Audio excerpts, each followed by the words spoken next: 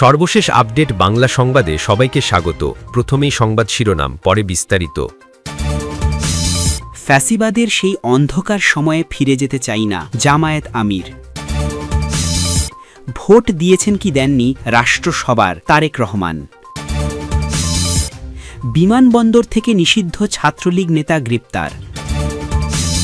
ফ্যাসিবাদের সেই অন্ধকার সময়ে ফিরে যেতে চাই না, জামায়াত আমির। ফ্যাসিবাদের ১৭ বছরের কথা স্মরণ করে বাংলাদেশ জামায়াতে ইসলামের আমির ড শফিকুর রহমান বলেছেন, আমরা আর সেই অন্ধকার সময়ে ফিরে যেতে চাই না। বৃহস্পতিবার ১৯ ফেব্রুয়ারি নিজের ভেরিফাইড ফেসবুকের এক পোস্টে এই আকাঙ্ক্ষা ব্যক্ত করেন তিনি। জামায়াত আমির বলেন, মত প্রকাশের স্বাধীনতার জন্যই জুলাই। ফ্যাসিবাদের ১৭ বছরে বর্তমান সরকারি দল ও আমরা উভয় পক্ষই স্বাধীন মত প্রকাশের ক্ষেত্রে দমন পীড়নের শিকার হয়েছি। আমরা সেই অন্ধকার সময়ে আর ফিরতে চাই না। নতুন রাজনৈতিক সংস্কৃতির বিকাশ চেয়ে তিনি আরও বলেন, গণমাধ্যমের স্বাধীনতা একটি সুস্থ গণতন্ত্রের প্রথম শর্ত। ভিন্ন মত দমন নয়, স্বাগত জানানোই হোক নতুন রাজনৈতিক সংস্কৃতি। এদিকে রমজান উপলক্ষে দেশবাসীকে শুভেচ্ছা জানিয়েছেন জামায়াত আমির। তিনি বলেন, বিশ্বের সব দেশের মুসলমান ভাই ও বোনদের রমজানুল মুবারাক। এ রমজান সবার জীবনে মহান রাব্বুল আলামিনের রহমত, মাগফিরাত ও নাজাত নিয়ে আসুক, সঙ্গে একটি বরকতময় ঈদ উল ফিতর। উল্লেখ্য, বাংলাদেশ জামায়াতে ইসলামীর আমির ড শফিকুর রহমানকে ত্রয়োদশ জাতীয় সংসদে বিরোধী দলীয় নেতা হিসেবে এবং কুমিল্লা ১১ চৌদ্দগ্রাম আসনের সংসদ সদস্য ও জামায়াতের নায়েবে আমির ড সৈয়দ আবদুল্লাহ মোহাম্মদ তাহিরকে বিরোধী দলীয় উপনেতা করার সিদ্ধান্ত হয়েছে। এছাড়া বিরোধী দলীয় চিফ হুইপ হিসেবে জাতীয় নাগরিক পার্টির আহ্বায়ক নাহিদ ইসলামকে করার ব্যাপারে সিদ্ধান্ত হয়েছে। মাওলানা রফিকুল ইসলাম খান হুইপের দায়িত্ব পালন করবেন।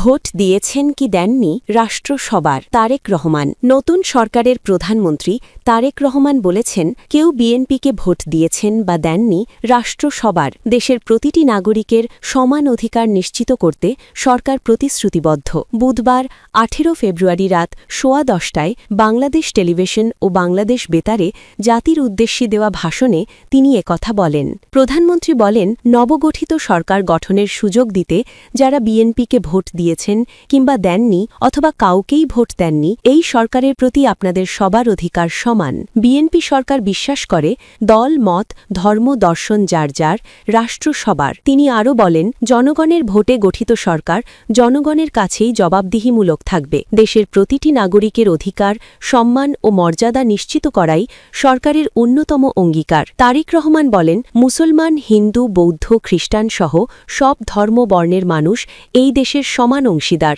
পাহাড় কিংবা সমতল, দেশের প্রতিটি অঞ্চলের নাগরিকের নিরাপত্তা ও অধিকার নিশ্চিত করতে সরকার কাজ করবে। সরকার প্রধান আরও বলেন, একটি নিরাপদ, মানবিক ও গণতান্ত্রিক বাংলাদেশ প্রতিষ্ঠার লক্ষ্যে সরকার কাজ শুরু করেছে। জনগণের প্রত্যাশা পূরণ এবং আইনের শাসন প্রতিষ্ঠার মাধ্যমে সবার জন্য সমান সুযোগ নিশ্চিত করা হবে। তিনি দেশবাসীর সহযোগিতা কামনা করে বলেন, জনগণের সমর্থন নিয়েই সরকার দেশের উন্নয়ন, গণতন্ত্র ও নাগরিক অধিকার সুদৃঢ় করতে এগিয়ে যাবে।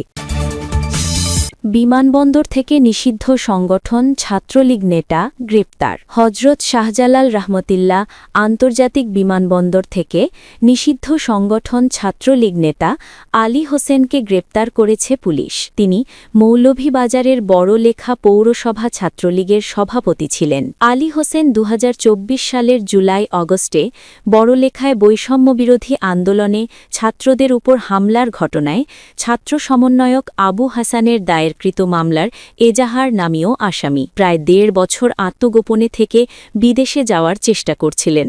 তিনি উপজেলার সুজানগর ইউনিয়নের বাড্ডা গ্রামের ফরিজ আলীর ছেলে। বড়লেখা থানার ওসি মোহাম্মদ মনিরুজ্জামান খান জানান, এজাহার নামীয় আসামি ছাত্রলীগ নেতা আলী হোসেনকে বিদেশ যাওয়ার সময় বিমানবন্দরে ইমিগ্রেশন পুলিশ গ্রেপ্তার করেছে। বড়লেখায় নিয়ে আসতে ঢাকায় পুলিশ পাঠানো হয়েছে।